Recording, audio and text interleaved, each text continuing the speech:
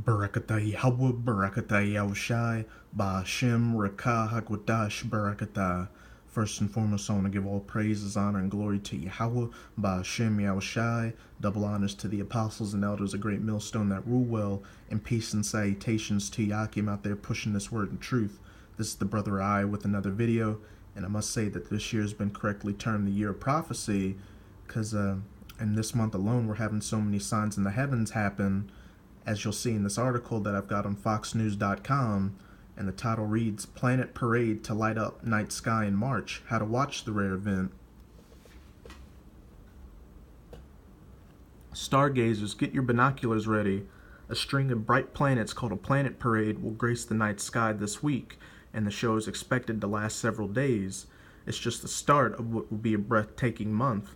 A worm moon rose on March 1st, and another full moon known as a blue moon will pop up on March 31st, but this may be the most stunning show yet. And this is only going to be a stunning show for the elect and the righteous 1/3, which Yahweh willing I'm of that number, because with all these signs in the heavens occurring more frequently, and just this many in 1 month, it's just more of an indication that we're about to get out of this captivity, and that the captivity of the heathens, chiefly Esau the so-called white man, is about to begin. A rare parade of planets, including Jupiter, Mars, Saturn, Mercury, and Venus, along with the bright star Antares, will light the sky starting March 7th, though they won't all be visible at the same time.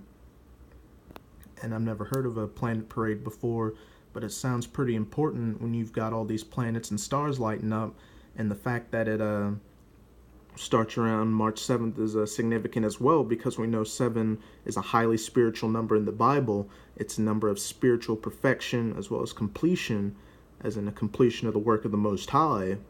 But what really caught my eye in this article is the term worm moon, and that it rose on March 1st, which was the Passover. And worm moon reminds me of wormwood.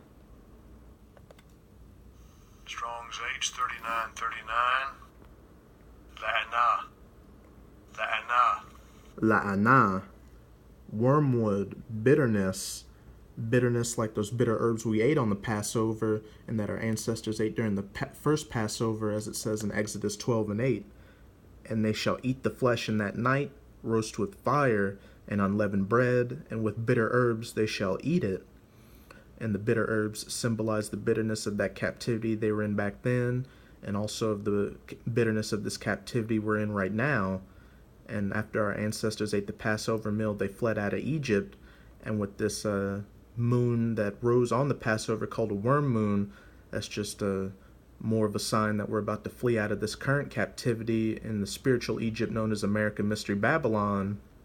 And now I'm going to get into some scriptures on the significance of these signs in the heavens. I'm going to start it off in 2 Esdras chapter 9, verse 1.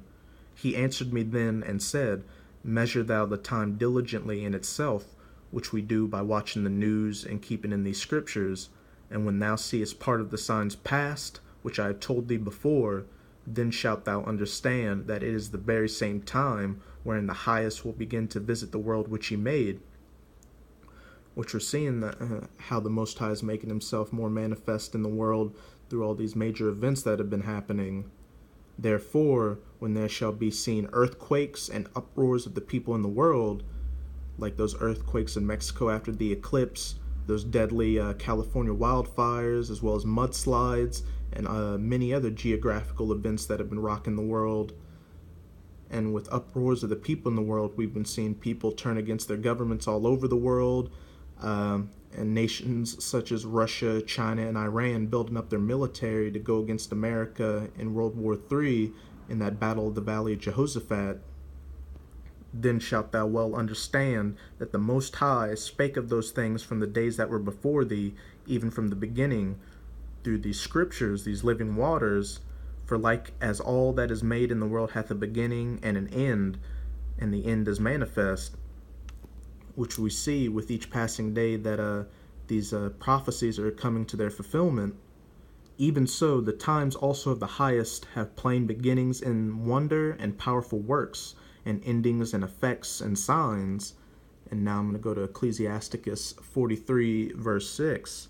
He made the moon also to serve in her season for a declaration of times and a sign of the world. And we can see just after that super blue blood moon that happened on January 31st that many things occurred, such as the school shootings, those strikes in Syria, such as Israel striking Syria and Syria retaliating, as well as the U.S. striking Russian assets. And we've also got the petro-yuan launching on March 26th of this month, as well as net neutrality ending on April 23rd, which will lead to the famine of the word. So you can see it's a declaration of the times and a sign of the world. And now I'm going to go to Luke chapter 21, start at verse 25.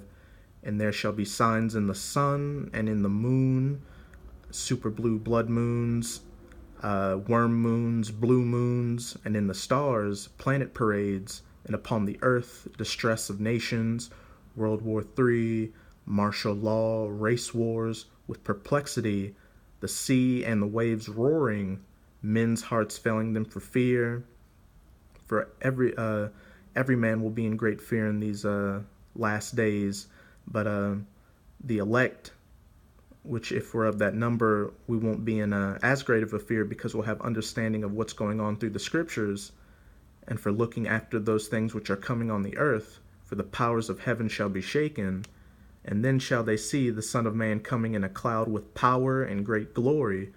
And that's Yahushua returning in that mega chariot the size of a mountain. And you best believe that there will be great glory when this occurs. And when these things begin to come to pass, then look up and lift up your heads, for your redemption draweth nigh. So we shouldn't be troubled by these seemingly terrible things that are occurring right now and that are about to occur, because it's just a sign that our redemption draweth nigh, and that we're about to take hold of the kingdom and be rulers of not just this world, but of the universe as well. And now I'm going to go to Joel chapter 2, start at verse 28. And it shall come to pass afterward that I will pour out my spirit upon all flesh, and your sons and your daughters shall prophesy, which we're seeing with more and more Jakes waking up to their heritage and coming back to it.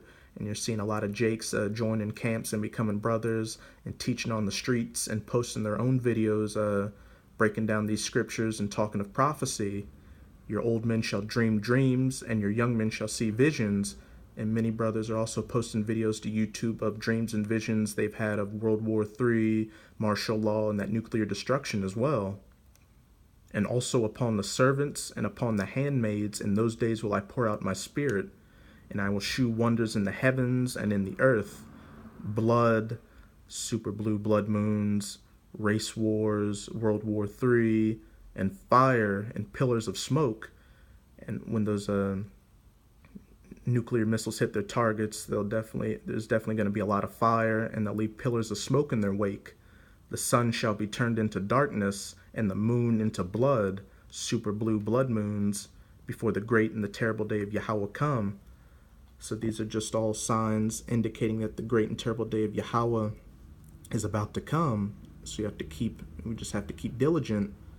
And it shall come to pass that whosoever shall call on the name of Yahweh shall be delivered, which goes to show that you have to know the true name of the Most High and His Son to be delivered, and not all those phony names out there. For in Mount Zion and in Jerusalem shall be deliverance, as Yahweh hath said, and in the remnant whom Yahweh shall call, which Yahweh willing I'm of that number. So you see, brothers, we're at the finish line with all these signs in the heavens occurring and all these major events happening in the world. We just got to keep diligent that we are of that remnant whom Yahweh shall call, and we can't let these demons affect us too much. And now I'm going to get a few more things that I hope you brothers find edifying, just to show you that our redemption draweth nigh.